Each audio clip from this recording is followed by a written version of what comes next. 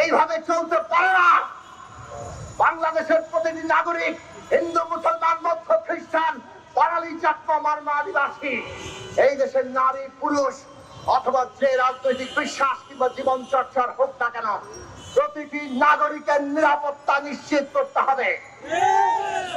যারা আমাদের সন্তানদের হত্যা করেছে, 15 বছর ধরে গুম, খুন, লুটপাট করে $1 বিলিয়ন, $100 বিলিয়ন পাচার করেছে, এদেরকে গ্রেফতার করে বিচার করতে হবে।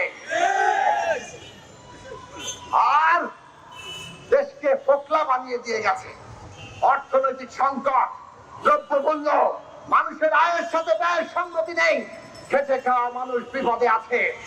এইসব সমস্যার সমাধান করা আপনাদের দায়িত্ব। যদি না পারেন তাহলে দায়িত্ব নিয়েছেন কেন? 3 মাস হয়ে গেছে, মানুষ আর বেশি দিন আপনাদের সময় দেবে না। অবিলম্বে এই সব ক্ষেত্রে মানুষ তার অগ্রগতি দেখতে চায়। যানবাহনের নিরাপত্তার ব্যবস্থা করেন, দ্রব্যমূল্য কমান, অর্থনৈতিক চ্যালেঞ্জ মোকাবেলা করেন। আর সমস্ত রাজনৈতিক দল, শিক্ষার্থী, শ্রেণী পেশার অংশীদারদের নিয়ে একসাথে বসে এই রাষ্ট্রের রূপান্তর, সংস্কার, নতুন বন্দোবস্ত আর আগামী দিনের নির্বাচন তার রোডম্যাপ ঘোষণা করেন। এইটা বাংলাদেশের মানুষ এখন চায়।